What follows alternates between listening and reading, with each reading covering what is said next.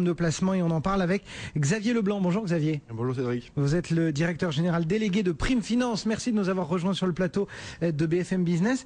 L'intérêt de cette classe d'actifs aujourd'hui, vu les quelques changements qu'on a dans la conjoncture globale. On a les États-Unis, l'élection est soldée, on parle maintenant d'un accord potentiel sur le fiscal clé, je vais y arriver. On a la Chine avec, ça y est, les tourments politiques, on va dire, qui sont passés. Est-ce qu'aujourd'hui, cette classe d'actifs, ces matières premières ont encore un avantage, un intérêt à être dans un portefeuille? Alors déjà, vous avez prononcé le bon mot, puisque c'est classe d'actifs, puisque si on revient très rapidement sur les matières premières, on rappelle que vous pouvez investir dans les matières premières, mais directement dans les sous-jacents. Et en France, on parle souvent d'investissement dans les matières premières au travers des actions. Ce sont deux choses qui sont différentes. Quand vous achetez du pétrole et que vous achetez du Total, où on s'en est aperçu surtout ces derniers temps, ce n'est pas du tout la même chose. Donc on peut considérer les matières premières comme une vraie classe d'actifs pour trois raisons. C'est la définition des classes d'actifs. Un, elles sont liquides. Vous avez des marchés qui sont suffisamment profonds pour pouvoir intervenir dans quasiment toutes les situations. Si vous prenez le marché du pétrole, on traite à peu près 50 milliards de dollars par jour. Le marché de l'or, c'est 20 milliards de dollars. Donc vous n'avez aucune difficulté pour pouvoir accéder à ce marché. On ne peut pas se retrouver piégé sur... Non, en principe. Alors vous avez des marchés qui sont plus petits. Le cacao, par exemple, peut être un peu plus délicat. Mais sur les marchés principaux, vous n'avez aucune difficulté. Ensuite, ce sont des marchés qui vous permettent de générer de la performance. Vous avez une performance, en tout cas sur ces dernières années, qui est très intéressante, qui est très importante même dans certains cas. Et enfin, ce qui est plus intéressant, et pour un portefeuille, et c'est là où la classe d'actifs matières premières peut vraiment apporter quelque chose, c'est sa décorrélation. C'est-à-dire que vous avez des performances qui sont souvent très différentes des marchés traditionnels. Et ça... Quoi qu'on voit quand même certains actifs qui sont corrélés, par exemple les devises et le pétrole souvent. Tout à fait, mais on parle souvent plutôt de la classe action, qui est une classe à risque, qu'on peut comparer d'ailleurs aux matières premières en termes de risque, puisque on s'inquiète souvent du risque des matières premières. Si on regarde dans le temps, sur 10 ans, 20 ans, même 30 ans, vous avez un risque qui est souvent inférieur au marché des actions. Donc c'est peut-être un mauvais procès qu'on leur fait dans certains cas.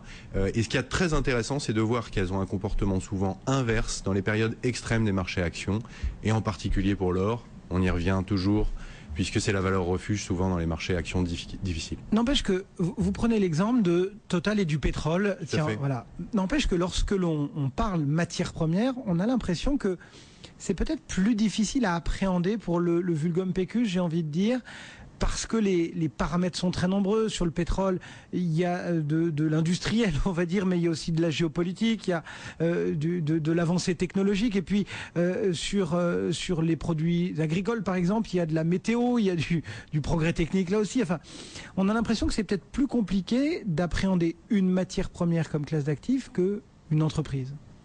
Alors, c'est possible. C'est peut-être dû aussi... à une partie de pédagogie qui n'a pas été faite en France, et aussi une partie de notre culture. Si vous allez en Australie, vous allez au Canada, vous allez aux États-Unis, ce sont des choses qui sont complètement intégrées dans leur culture. Les matières premières font partie de leur ensemble. On va revenir. On est un pays agricole, par exemple. Tout à fait. Et sur la partie agricole, puisqu'on a probablement une des plus belles agricultures du monde, eh bien, c'est quelque chose sur lequel les Français sont relativement réticents. Oui. Et c'est pourtant... que si on arrête des gens dans la rue, personne ne sait même que des céréales sont cotées à Paris. Tout à fait. Mais on n'est pas encouragé. De blé. On n'est pas du tout encouragé vers ça. Et pourtant, c'est vraiment dommage, puisqu'en termes de préservation du pouvoir d'achat, on peut difficilement faire mieux. Si vous regardez sur les 10 dernières années, des portefeuilles qui auraient été constitués avec du pétrole, de l'or et même des matières premières agricoles ont des performances absolument fantastiques. Alors évidemment, vous avez, c'est pas exactement identique aux évolutions de cours. Vous n'en prenez qu'une partie. Mais malgré tout, c'est franchement très intéressant pour un portefeuille. Le pétrole, il a quasiment fait x10. Alors même si vous n'en prenez que 30 ou 40%, par rapport à votre augmentation de plein d'essence, ça paraît relativement évident. Et aujourd'hui, on se tourne vers les caisses de retraite avec ce discours. Et elles en sont tout à fait conscientes. Puisque s'il y a bien une chose, et bien un moyen qui nous permettra de préserver eh bien, notre pouvoir d'achat et nos retraites, eh bien, c'est bien entendu d'essayer d'accompagner les mouvements des matières premières, parce qu'on voit difficilement comment les prix vont pouvoir baisser à moyen et long terme. C'est ça, et vous dites accompagner les mouvements des matières premières. Quand on entend ça, on entend à propos des matières premières le mot spéculer. Il y a souvent un amalgame qui est fait entre l'investissement dans les matières premières et la spéculation. Alors, il est vrai, parce que vous avez eu énormément d'interventions, mais on le retrouve aussi sur les marchés actions, avec des gestions qui peut-être ne cherchent pas du tout à investir à moyen ou à long terme, mais vraiment faire des petits mouvements, du trading. On le retrouve effectivement sur les marchés de matières premières. Ça a été beaucoup critiqué surtout sur les marchés agricoles, puisqu'on touche là souvent tout simplement à la fin. Exactement, c'est quelque chose qui revient moins actuellement, on vous l'a dit, parce que le marché du riz est beaucoup moins touché actuellement. Donc il y avait eu un mouvement spéculatif très fort sur le riz à l'époque, mais qui n'était pas du tout dû aux financiers. Il n'y a pas de cotation du riz sur le marché financier. Donc il faut essayer de remettre les choses en perspective. Aujourd'hui, on a essayé de prendre des décisions pour limiter les interventions de certains gros acteurs sur les marchés de matières premières. Le problème, c'est que ces règles existaient déjà, et que les marchés américains et les marchés anglais n'ont pas toujours su les faire respecter. Ouais. Donc les règles, elles sont là, mais maintenant il faut les faire respecter. Bon. Et c'est là où chez Prime Finance, nous on est très simple de ce côté-là. Il n'y a pas d'accaparement de la matière première, on n'utilise pas de levier. Donc on est toujours sur des leviers 1, et on ne fait quasiment pas de vente à découvert, uniquement pour certains cas d'arbitrage, et c'est tout.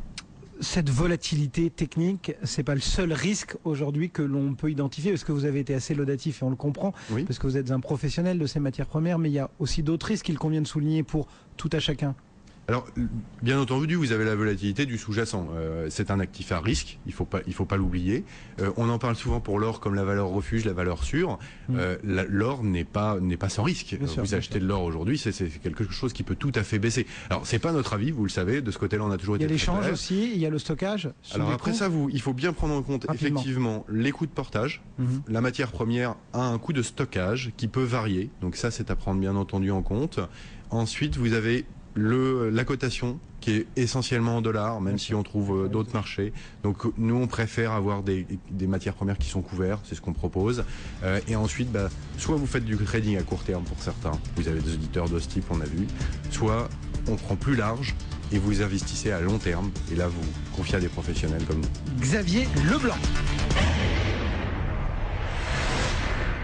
Pour analyser et comprendre les enjeux du numérique dans les entreprises, ne manquez pas IT for Business le MAG. Présenté par Frédéric Simotel, directeur de la rédaction de 01 Business et Technologie. IT for Business, le MAG, du lundi au vendredi à 7h57 et 19h55 sur BFM Business.